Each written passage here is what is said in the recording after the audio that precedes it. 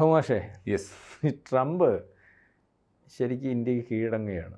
പല രീതിയിൽ അദ്ദേഹം ഇന്ത്യക്ക് കീഴടങ്ങുന്ന, അല്ലെങ്കിൽ ഡയറക്റ്റ് നമ്മൾ ഈ കീഴടങ്ങുന്ന പോലെ അല്ലെങ്കിലും പല അഭ്യാസങ്ങളും കാണിച്ചു. പല അഭ്യാസങ്ങളുടെ മുമ്പിൽ നരേന്ദ്രമോദി നിന്നു കൊടുത്തിട്ടില്ല. കാരണം തുടക്കത്തിൽ തന്നെ G7 ഉച്ചകോടി കഴിഞ്ഞപ്പോൾ ട്രംപ് ട്രാപ്പിലാക്കാനും ഒരുപക്ഷെ നരേന്ദ്രമോദിയോട് സംസാരിക്കാൻ രണ്ട് രീതി നമ്മൾ വിചാരിക്കുന്നുണ്ട്. അന്ന് അതിലെ കൂടെ ഒന്ന് കയറി പറഞ്ഞതെന്ന് പറഞ്ഞു. പുള്ളി പറഞ്ഞ വെച്ച് സമയമില്ല. അന്ന് മുനീർ അവിടെ ഉണ്ടായിരുന്നു. മുനീർ ഉണ്ടായിരുന്നു. കൂടെ നിർത്തി ഒരു ഫോട്ടോ എടുക്കാനൊന്നും നടത്തില്ല. അതിനുശേഷം ഈജിപ്തിലോട്ട് വിളിച്ചു. പുള്ളി പോയില്ല. അവിടുത്തെ അവസ്ഥ ഇപ്പോൾ അറിയാമോ? അതൊക്കെ പോട്ടെ, നമ്മൾ ഇന്ത്യ ഇത് മുൻകൂട്ടി കാണും. മുൻകൂട്ടി കാണും. അല്ല, ദീർഘവീക്ഷണം ഭയങ്കരമുള്ള മനുഷ്യനാണല്ലോ നമ്മുടെ പ്രധാനമന്ത്രി. മോദി പോയില്ല എന്ന് മാത്രമല്ല, ജയശങ്കറിനെ പോലും പറഞ്ഞിട്ട് ഏറ്റവും ഒരു വിളിച്ചതല്ലേ, ഒന്ന് പോയിട്ട് വാടാ, നമ്മൾ ഈ കൊച്ചു കല്യാണമില്ല, നമുക്ക് സമയമില്ല, പൈസ ഒന്നും കൊണ്ട് കൊടുത്തേരാ. ഏറ്റവും ഇളയ പറയുന്നതിനെ ഇവിടുന്ന് പോലെ ആരൊക്കെ പറഞ്ഞു വിട്ടു. അവസാനം പാടിയ പക്ഷമായി പാലസ്തീൻ വരെ പറഞ്ഞത് ഇന്ത്യ വരാത്തപ്പം അതിനകത്ത് വന്നിട്ട് അതൊരു സമാധാന കാര്യമില്ല, അതിനകത്ത് കാര്യങ്ങളില്ല, അത് ഉടായ്പാന്ന് പറഞ്ഞു. അപ്പോൾ അതങ്ങനെ പോയി. ഇപ്പം ഞാനീ പറഞ്ഞു വന്നത്, താരിഫിൻ്റെ വിഷയത്തിൽ നമ്മളെ പലവട്ടം ഭീഷണിപ്പെടുത്തി, പല രീതിയിൽ ഭീഷണിപ്പെടുത്തി. കാരണം ഇന്ത്യക്കാരെ പറഞ്ഞു വിടുമെന്ന് അദ്ദേഹം പറഞ്ഞു, കൂടെ പലരെ കൊണ്ടും പറയിച്ചു.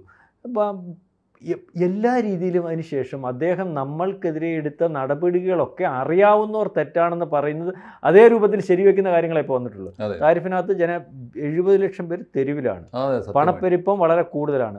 ഈ പറയുന്നത് പോലെ ഏറ്റവും കൂടുതലായിട്ട് ടാക്സ് വന്നു എന്ന് പറയുമ്പോൾ ഏതാണ്ട് 19 ലക്ഷം കോടി രൂപയാണ് ചരിത്രത്തിൽ ആദ്യമായിട്ട് ഈ പറഞ്ഞ താരിഫിൻ്റെ കെയർ ഓഫിൽ ടാക്സ് നൽകും. പക്ഷേ ഒരു വ്യക്തിക്കുണ്ടായേക്കുന്ന കടം, വ്യക്തിഗതമായിട്ടുള്ള കടം 2,900 തൊട്ട് 3,200 രൂപ വരെ. അതായത്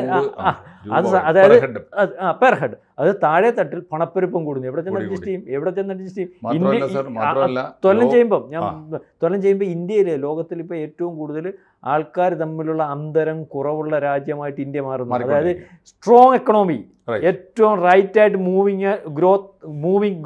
ഗ്രോത്ത് ഉള്ള എക്കണോമി ഇന്ത്യയിലായിട്ട് മാറുന്നു. പിന്നെ ഏറ്റവും അവസാനം H1N1 വിസ ആയിരുന്നല്ലോ. ഇവിടെ വലിയ നരേന്ദ്രമോദി പ്രതിപക്ഷ നേതാവ് ഉൾപ്പെടെ ഇവിടുത്തെ സാധാരണക്കാരൻ നമ്മുടെ ഇന്ത്യക്കകത്ത് നിന്ന് ഈ രണ്ടച്ഛന് ഉണ്ടായിട്ടുള്ളവർ ഒത്തിരിയും പേര് നമ്മുടെ ഇന്ത്യക്കകത്തുണ്ട്. കാരണം അമേരിക്കയുടെ അച്ഛൻ സ്വന്തം അച്ഛനല്ല, എനിക്ക് എൻ്റെ അച്ഛൻ അമേരിക്ക, അതെ അതെ, എൻ്റെ അച്ഛൻ അമേരിക്ക എന്ന് പറയുന്നവരൊക്കെ വലിയ പ്രശ്നമായിരുന്നു. അവസാനം ഫേസ്ബുക്ക് 50,000 കോടി രൂപയുടെ ഒരു ഇൻവെസ്റ്റ്മെൻറ്റ് ഏതാണ്ട് മൊത്തം പേര് ഇങ്ങോട്ട്, ഞങ്ങൾക്ക് ഇന്ത്യക്കാരില്ലാതെ പണിയെടുക്കാൻ പറ്റത്തില്ല, അതിന് പകരം വെക്കാൻ ആളില്ല.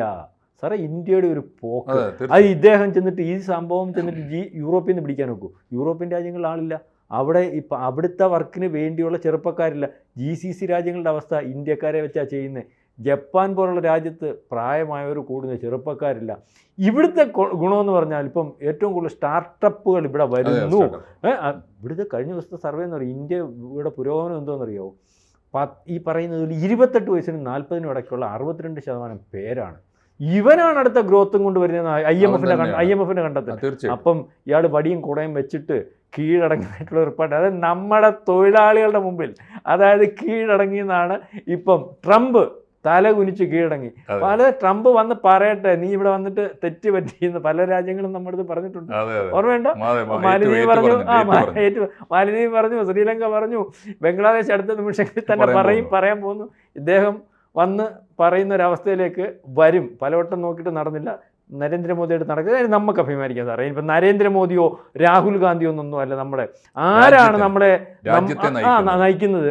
നമ്മുടെ അഭിമാനം അതേപടി നമുക്ക് കേൾക്കുമ്പോൾ അഭിമാനം വരുന്ന ആര് വന്നാലും എന്ത് അപ്പം ഈ ട്രംപ് എന്ന് പറയുന്ന ആളും അമേരിക്കയും ഇന്ത്യ ഇല്ലാതെ പറ്റത്തില്ല എന്നുള്ള രീതിയിലേക്ക് എത്തുന്നു എന്നുള്ളത് എന്ത് സാറ്? അതാണ് ഏറ്റവും ലേറ്റസ്റ്റ് ആയിട്ടുള്ളത്. നേരത്തെ തന്നെ നമുക്ക് കൺഫ്യൂഷൻ ഉണ്ടായിരുന്നു. നേരത്തെ കഴിഞ്ഞ സെപ്റ്റംബർ 21-നാണ്, ഏതാണ്ട് കൃത്യം ഒരു മാസം മുമ്പാണ് ആ ഓർഡർ വന്നത്. H1B വിസയുടെ പ്രോസസ്സിംഗ് ഫീ $1,00,000 ആലോചിച്ചു. $1,00,000 എന്ന് പറഞ്ഞാൽ നമ്മളെ ഏതാണ്ട് 85 ലക്ഷം രൂപ. 1 കോടി രൂപയോളം 1 കോടി രൂപ കൊടുത്തിട്ട് ഒരു വിസ പ്രോസസ്സ് ചെയ്യാൻ ഒരു ഇന്ത്യക്കാരന് ആലോചിക്കാൻ പറ്റുമോ സാറേ? അപ്പോൾ അത് ഭീകരമായിരുന്നു. മാത്രമല്ല അമേരിക്കയിലെ ഏറ്റവും വലിയ ഈ ടെക്കി സെക്ടറിലൊക്കെയുള്ള H1B വിസയുടെ 73% ഇന്ത്യക്കാരാണ്. ബാക്കിയുള്ള പുറത്ത്. എന്താ കാര്യം എന്ന് വെച്ചാൽ H1B വിസ എന്ന് പറഞ്ഞാൽ ഹൈലി ക്വാളിഫൈഡ് ആയിട്ടുള്ള, H1B എന്ന് പറഞ്ഞാൽ അതാണ് ക്വാളിഫൈഡ് ആയിട്ടുള്ള, ഇൻ്റലക്ച്വൽസ് ആയിട്ടുള്ള, ടെക്നോളജിയിലെ വമ്പന്മാരും വിദഗ്ധന്മാരുമായിട്ട് 7 പരീക്ഷകൾ കഴിഞ്ഞിട്ടാണ് അവർ എടുക്കുന്നത്. അങ്ങനെ എടുക്കുന്ന ഒരാളോട് പിന്നെ വലിയ വിസ 1 കോടി രൂപ ഉണ്ടാക്കണം എന്ന് പറഞ്ഞാൽ എവിടെ നിന്ന് കിട്ടാനാ? അപ്പോൾ എന്ത് ചെയ്തെന്ന് വെച്ചാൽ ഈ സെപ്റ്റംബർ 21 ആ ഓർഡർ വന്നപ്പോൾ വലിയ കൺഫ്യൂഷൻ ഉണ്ടായി. ഇന്ത്യൻ കമ്മ്യൂണിറ്റി വലിയ സങ്കടം ഉണ്ടായി. കാരണം ഒന്നാമത് ആ വിസ ഓരോ കൊല്ലവും പുതുക്കണം. ഓരോ കൊല്ലവും പ്രോസസ്സ് ചെയ്യുമ്പോൾ 1 കോടി രൂപ മുടക്കേണ്ടി വരിക എന്ന് പറഞ്ഞാൽ പിന്നെ അവൻ്റെ സമ്പാദ്യം എവിടെ എന്ത് ഉപകാരം ഉണ്ടാവും? അപ്പോൾ ഇപ്പോൾ അത് കൺഫ്യൂഷൻ വന്നു. അപ്പോൾ എന്താ ഗുണമുണ്ടായെന്ന് വെച്ചാൽ ഈ ഒരു ഒറ്റ മാസം കൊണ്ട് അമേരിക്ക ഒരുപാട് പാഠങ്ങൾ പഠിച്ചു. ട്രംപിനെ ആര് പഠിപ്പിച്ചു? ആദ്യം പഠിപ്പിച്ചത് അമേരിക്കയിലെ ടെക്നോളജിക്കൽ കോർപ്പറേറ്റ്സ് ആണ്. അവർ പഠിപ്പിച്ചതെന്ന് വെച്ചാൽ ആദ്യം പറഞ്ഞു നോക്കി, സാറേ ഇത് ശരിയല്ല, ഈ എന്താണ് പറയുക, കുടിയേറ്റക്കാരെന്ന പേരിൽ ഈ ഇന്ത്യൻ കമ്മ്യൂണിറ്റിയോട് ഈ ഏർപ്പാട് ശരിയല്ല. അവരാണ് നമ്മുടെ വർക്ക് ഫോഴ്സ്, അവരാണ് നമ്മുടെ മാത്രമല്ല ഒരു കാര്യം ആലോചിച്ച് നോക്കൂ സാറേ, ഈ വർക്ക് ഫോഴ്സ് എന്ന് പറഞ്ഞാൽ നമ്മൾ ഈ മറ്റ് രാജ്യങ്ങളൊക്കെ ചെയ്യുന്നത് പോലെ അടിമപ്പണി എടുപ്പിക്കുകയല്ല നമ്മളെ കൊണ്ട്, അവൻ്റെ കയ്യിൽ കൊടുക്കുകയാണ്. ഒരു അമേരിക്ക ഒരു കമ്പനി കൊടുക്കുക, സിഇഒ പോസ്റ്റാണ്. ഇനി അതിനപ്പുറം ചെയ്ത് കൊടുക്കും. ആലോചിച്ച് നോക്ക്, 2 പേര്, ഞാൻ എപ്പോഴും പറയുന്നുണ്ട് സത്യവും സുന്ദരവും അവിടെ ഉണ്ടെന്ന്, ഇനി ശിവനും കൂടി ഞങ്ങൾ തരുമെന്ന് പറയാം. അപ്പോൾ ആരാന്ന് വെച്ചാൽ സത്യം നദല്ലയാണ് മൈക്രോസോഫ്റ്റിൻ്റെ തലപ്പത്ത്. ഒരു പോസ്റ്റ്, സാറ് കഷ്ടപ്പെട്ട് ഒരു കമ്പനി പടുത്തുയർത്തി ആകാശത്തോളം, അല്ലെങ്കിൽ ലോകത്തെ കീഴടക്കാൻ മാത്രം ആസ്തിയുള്ളൊരു കമ്പനിയായി മൈക്രോസോഫ്റ്റ് വന്നു. ഇപ്പോൾ അദ്ദേഹത്തിന് തോന്നി ഈ കമ്പനിയുടെ വളർച്ചയിൽ ഇത്രയേറെ പങ്കുവഹിച്ച എന്നേക്കാൾ ബുദ്ധിയുള്ള ഒരു ഇന്ത്യക്കാരൻ അവൻ നിൽക്കട്ടെ തലപ്പത്ത്. ഓണർ ഇരിക്കേണ്ട കസേരയാണ് സാർ, അതിൻ്റെ മീതെ ഒരു കസേരയില്ല. അവിടെയാണ് സത്യൻ നദല്ലയെ പിടിച്ചിരുത്തിയത്. ഹൈദരാബാദുകാരനാ, പയ്യനാ, ചെറുപ്പം, നമ്മളെക്കാളൊക്കെ അനിയനാ. അപ്പോൾ ഞാൻ പറയുന്ന രണ്ടാമത്തെ ആൾ ഇവിടുന്ന് പോയി തമിഴ്നാട്ടിലെ സുന്ദർ പിച്ചൈ പോയാണ് ഗൂഗിളിന്റെ തലപ്പത്ത്. അവർ ഗൂഗിളിനേക്കാൾ വലിയൊരു കമ്പനി ഏതാണ്? അപ്പോൾ അവൻ ഗൂഗിളിന്റെ മുതലാളിമാർ 2 പേരും ആലോചിച്ചു, ഞങ്ങളെക്കാൾ കേമൻ ഇവനാണ്, ഇത് നടക്കുള്ളൂ. ഒന്ന് അതിന്റെ ഡെവലപ്മെന്റ്, രണ്ടാമത്തെ കാര്യം വിശ്വാസമാണ് സാർ, നമ്മൾ പറ്റിക്കൂല. അതിന്റെ തലപ്പത്ത് ഇരുന്നിട്ട് സിഇഒ, ചെയർമാൻ ആൻഡ് സിഇഒ, അതാണല്ലോ ഏറ്റവും വലിയ പോസ്റ്റ്. ആ പോസ്റ്റിൽ ഇരുന്ന ഒരാള് എന്നെ കട്ടുകൊണ്ടുപോകില്ല, എൻ്റെ രാജ്യത്തെ പറ്റിക്കൂല, എൻ്റെ കമ്പനിയെ പറ്റിക്കൂല എന്നുള്ള വിശ്വാസം ഉണ്ടല്ലോ. അതാണ് സത്യം എന്ന ദൈവം നമുക്കുണ്ട് എന്ന് പറയുന്നത്. ഇത് ഭാരതീയ സംസ്കാരത്തിനേ പറ്റുള്ളൂ, അതിൻ്റെ പ്രത്യേകതയാണ്. അതുകൊണ്ട് ഇവർ അതിൻ്റെ തലപ്പത്തൊക്കെ ഇരിക്കുന്ന ആളുകൾ കമ്പനിയോട് പറഞ്ഞു, സോറി, H1B വിസ എന്നൊക്കെ പറഞ്ഞിട്ട് ഒരു കാര്യമില്ലാതെ ഒരു പണിഷ്മെൻറ്റ് പോലെ ഞങ്ങളെ നാടും വീടും വിട്ട് വന്ന് ഞങ്ങൾ ഈ അമേരിക്കയെ സേവിച്ചു എന്ന ഒറ്റ കുറ്റത്തിന് ഞങ്ങൾക്ക് പണിഷ്മെൻറ്റ് തരികയാണല്ലോ, സോറി സാർ ഞങ്ങൾക്ക് വയ്യ എന്ന് അവർ പറയാൻ തുടങ്ങിയപ്പോൾ അമേരിക്കൻ കമ്പനികൾ ഏറ്റെടുത്തു. അമേരിക്കൻ കമ്പനികൾ ട്രംപിനോട് പറഞ്ഞു, ഈ ഒരു മാസം കൊണ്ട് കണ്ട പ്രധാനമാണ് പറഞ്ഞത്, അമേരിക്കൻ ടെക്കി കമ്പനികൾ പറഞ്ഞു, അങ്ങേക്ക് വേണ്ടെങ്കിൽ ഞങ്ങൾ ഈ കമ്പനിയും കൊണ്ട് ഞങ്ങൾക്ക് ലോകത്തിലെവിടെയും നടത്താൻ അറിയാം, ഇന്ത്യ ഗവൺമെൻറ് ഞങ്ങൾക്ക് വിരിമാറ് വിരിച്ച് തരികയാണ്, എല്ലാ സൗകര്യങ്ങളും ചെയ്തു തരും. അപ്പോൾ ഇവിടെ വരാൻ തുടങ്ങി, അമേരിക്കൻ കമ്പനികൾ ഇങ്ങോട്ട് വരാൻ തുടങ്ങി. ഇതേ സമയത്ത് ചൈന എല്ലാ വാതിലുകളും തുറന്നിട്ടു, ഒന്നും തരണ്ട, ഓൺലൈനിൽ നിങ്ങൾ അപേക്ഷിച്ചാൽ മതി, നിങ്ങളുടെ ശേഷി തെളിയിക്കണം, ഓൺലൈനിൽ നിങ്ങൾ ബ്രില്യൻ്റ് ആണ്, നിങ്ങൾ കോമ്പീറ്റൻ്റ് ആണ്, നിങ്ങൾക്ക് കാലിബർ ഉണ്ട് എന്ന് തെളിയിച്ചാൽ ഫ്രീ വിസ കൊടുക്കാൻ തുടങ്ങി. ആളുകൾ ചൈനയിലേക്കും പോകാൻ തുടങ്ങി. വേറൊന്ന്, ഇന്ത്യയോട് കൂറുള്ള ടെക്നോളജി, അവിടുന്ന് അമേരിക്കയിലെ സിലിക്കൺ വാലിയിലൊക്കെ പോയി പഠിച്ച നമ്മുടെ ശ്രീധർ വെമ്പുവിനെ പോലുള്ള ആളുകൾ ഇന്ത്യ എന്താണെന്ന് കാണിച്ചു കൊടുത്തു. അവരവിടെ സിലിക്കൺ വാലിയിൽ കൂടിയില്ല. 99, ആലോചിച്ച് നോക്കൂ സാർ, 90 കോടിയാണ് നമ്മുടെ സുന്ദർ പിച്ചയുടെ ശമ്പളം, വർഷത്തിലാണ്, അവിടെ ആനുവലാണ് കണക്കൂട്ടുക. 90 കോടി രൂപ ശമ്പളം പറ്റുന്ന ജോലി വിട്ടിട്ട് മൂപ്പര് പറഞ്ഞു, ഓഫർ ചെയ്താ ചേർന്നില്ല. സിലിക്കൺ വാലിയിൽ പഠിച്ച എല്ലാ പണിയും പഠിച്ച് വമ്പനായിട്ട് പുറത്തിറങ്ങിയിട്ട് പറഞ്ഞു, ഇനി ഞാൻ എന്താണ് ചെയ്യേണ്ടത് എനിക്കറിയാം. അദ്ദേഹം ഇന്ത്യയിലേക്ക് വന്നു, തമിഴ്നാട്ടുകാരനാണ്. വേണമെങ്കിൽ ഇന്ത്യയിലെ സിലിക്കൺ വാലി എന്ന് വിളിക്കുന്ന സിറ്റിയാണ് ബാംഗ്ലൂർ, അവിടെ തുടങ്ങാമായിരുന്നു. അവിടെ അദ്ദേഹം തുടങ്ങിയില്ല, സ്വന്തം നാട്ടിലേക്ക് വന്നു. മദ്രാസ് IITയുടെ പ്രോഡക്റ്റാണ് അദ്ദേഹം, മദ്രാസിൽ തുടങ്ങാമായിരുന്നു, അവിടെയും തുടങ്ങിയില്ല. അദ്ദേഹം തമിഴ്നാട്ടിലെ ഏറ്റവും മനോഹരവും ഏറ്റവും സംശുദ്ധവുമായ ഒരു ഗ്രാമം തേടി നടന്നു. അങ്ങനെയാണ് നമ്മുടെ ഈ കൊല്ലത്തിൻ്റെ അതിർത്തിയിൽ നമ്മൾ അങ്ങോട്ട് പോകുന്ന ചെങ്കോട്ടയുണ്ട്, കുറേ സിനിമകൾ അവിടെ ഷൂട്ട് ചെയ്തു, അതിമനോഹരമായ കുറേ പാട്ടുകളൊക്കെ ഷൂട്ട് ചെയ്തു. അവിടെ ആസ്ഥാനം എവിടെ? സോഹോ കോർപ്പറേഷൻ ഓഫ് വേൾഡ് എന്ന് പറയുന്ന കോർപ്പറേഷൻ്റെ ആസ്ഥാനം ആരും കണ്ടിട്ടില്ലാത്ത, ഗൂഗിളിൽ ഇപ്പോൾ സെർച്ച് ചെയ്തുകൊണ്ടിരിക്കുകയാണ്, ഏറ്റവും കൂടുതൽ സെർച്ച് ചെയ്യുന്ന ഗ്രാമം അത്ര ചെങ്കോട്ടൈ. എന്താ കാര്യം? അവിടെ എന്താ കാര്യം എന്നറിയോ? അദ്ദേഹത്തിൻ്റെ മനസ്സിൽ കൺസെപ്റ്റ് ഉണ്ട്. അദ്ദേഹത്തിൻ്റെ രാഷ്ട്രപിതാവ് ഗാന്ധിജി അദ്ദേഹത്തോട് പറഞ്ഞിട്ടുണ്ട്, ഗ്രാമങ്ങളിലാണ് ഇന്ത്യയുടെ ജീവൻ. അതുകൊണ്ട് ഈ ഇന്ത്യയെ ഗ്രാമങ്ങൾ ഭരിക്കും. ഇപ്പോൾ അദ്ദേഹം ചെയ്യുന്ന പണി എന്താണെന്നറിയോ? റൂറൽ ടെക്നോളജി, ഗ്രാമീണ സ്കൂളുകളെ തിരഞ്ഞെടുത്തിട്ട് മിടുക്കന്മാരായ കുട്ടികളെ കമ്പ്യൂട്ടർ പഠിപ്പിക്കുക. നമ്മൾ സ്കൂളിൽ പഠിപ്പിക്കുന്ന കമ്പ്യൂട്ടറല്ല, സോഫ്റ്റ്വെയർ ഡെവലപ്മെൻറ്റ് പഠിപ്പിക്കുക. എന്നിട്ടോ ആ സർട്ടിഫിക്കറ്റ് കൊടുക്കും സോഹോ കോർപ്പറേഷൻ. ആ സർട്ടിഫിക്കറ്റ് മാത്രം മതി ജോലി കിട്ടാൻ. ഇപ്പോൾ സോഹോ കോർപ്പറേഷനിൽ ജോലി ചെയ്യുന്ന 53% ജീവനക്കാർ കമ്പ്യൂട്ടർ എഞ്ചിനീയർമാരല്ല, ഈ ഗ്രാമങ്ങളിൽ നിന്ന് ഈ കോഴ്സ് പഠിച്ച് പാസ്സായവരാണ്. വലിയ മാതൃകയാണ് ലോകം ഉണ്ടാക്കുന്നത്. അപ്പോൾ ഇപ്പോൾ അമേരിക്ക ഒരു പാഠം പഠിച്ചു. അയ്യോ അങ്ങനെയല്ലേ, ഞങ്ങളൊന്നും ഉദ്ദേശിച്ചത് ഇങ്ങനെയല്ലേ എന്ന് പറഞ്ഞുകൊണ്ട് ഒരു ക്ലാരിഫിക്കേഷൻ ഇറങ്ങി. ഇന്നലെ ഇറങ്ങി. അതാണ് ഇന്നത്തെ പുതിയ വാർത്ത. അമേരിക്കൻ സ്റ്റേറ്റ് ഡിപ്പാർട്ട്മെൻറ്റ് പറഞ്ഞിരിക്കുന്നു, ഞങ്ങൾ H1B വിസയ്ക്ക് $1,00,000 വേണമെന്ന് പറഞ്ഞത് നിങ്ങളെക്കുറിച്ചല്ലേ, ഇന്ത്യക്കാരെക്കുറിച്ചേ അല്ല, ഇപ്പോൾ ഉള്ളവരെക്കുറിച്ചൊന്നുമല്ല. ഞങ്ങൾ ആലോചിക്കുന്നത് ഈ ഓർഡർ ഇറങ്ങിയതിന് ശേഷം ഇനി പുതിയ വിസക്കാരെങ്കിലും അപേക്ഷിച്ചാൽ ഫ്രഷേഴ്സിനെ, എനിക്ക് സാറിനോട് ഒറ്റ കാര്യമാണ് ഇപ്പോൾ അവസാനമായിട്ട് ചോദിക്കാനുള്ളത്. ഈ ഫ്രഷേഴ്സിന് $1,00,000 കൊടുക്കേണ്ടി വന്നാൽ അതും ഇന്ത്യയെ ബാധിക്കാൻ പോകുന്നില്ലേ?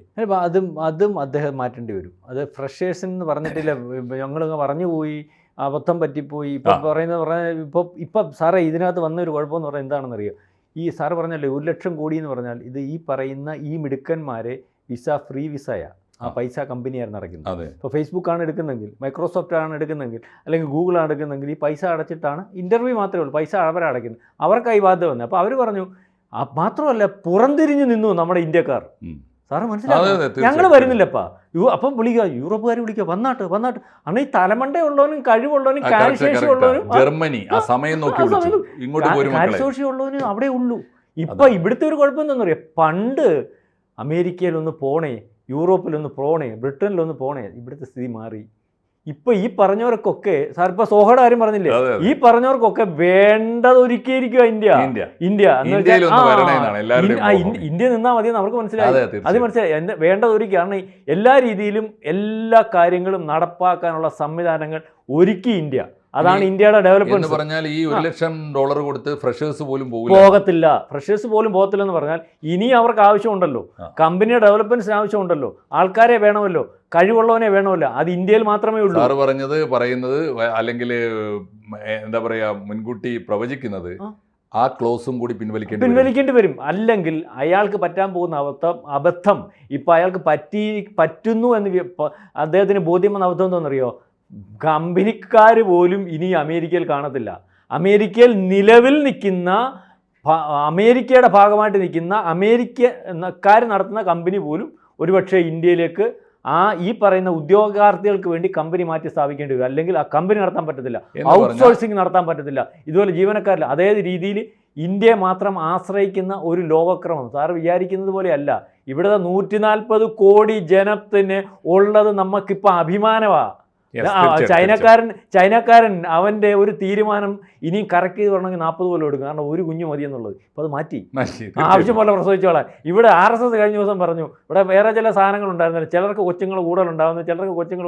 RSS പറഞ്ഞു കൊച്ചുങ്ങളങ്ങ് ഉണ്ടായിക്കോട്ടെ, ഇന്ത്യക്കാരന് കൊച്ചുങ്ങളങ്ങ് ഉണ്ടായിക്കോട്ടെ, അതിനകത്ത് ആരും അതിനകത്ത് കയറി ഇവിടെ നിയന്ത്രണവും വേണ്ട, കൊച്ചുങ്ങളങ്ങ് കൊച്ചുങ്ങൾ ഉണ്ടായിക്കോട്ടെ എന്ന് പറഞ്ഞു. അപ്പോൾ അതുകൊണ്ട് നമ്മളിപ്പോൾ ഇത് അവസാനിപ്പിക്കുമ്പോൾ അവസാനമായിട്ട് പറയുന്നത് ഇങ്ങനെയാണ്: ഇന്ത്യക്കാരെ ദ്രോഹിക്കാൻ വേണ്ടി കൊണ്ടുവന്ന ഈ വിസ നിയമം ഉണ്ടല്ലോ, അത് അറ്റ്ലാന്റിക് സമുദ്രത്തിലേക്ക് കീറി അമേരിക്കക്കാരും ഇന്ത്യക്കാരും ചേർന്നെറിയും എന്ന് പറഞ്ഞാൽ ഇന്ത്യക്കാരൻ പുറംതിരിഞ്ഞു നിന്നാൽ തീരുന്ന, അല്ലെങ്കിൽ പറഞ്ഞിരുന്നാൽ തീരുന്ന വിഷയമേ ഉള്ളൂ. കാരണം ഇന്ത്യ പുറംതിരിഞ്ഞു അമേരിക്ക അല്ല, ലോകത്തിന് പലയിടത്തും നിലച്ചു. നമുക്ക് കാത്തിരിക്കാം എന്ത് സംഭവിക്കുമെന്ന്. എന്തായാലും ഇന്നത്തെ ഈ സന്തോഷ വാർത്ത ബാക്കി ആശങ്ക കൂടി പങ്കിടുന്നുണ്ട്. നന്ദി സർ. ഓക്കെ. കൂടുതൽ വാർത്തകളും വിശേഷങ്ങളും നിങ്ങളിലേക്ക് എത്താൻ ABC മലയാളം സബ്സ്ക്രൈബ് ചെയ്യുക, ബെൽ ബട്ടണും അമർത്തുക.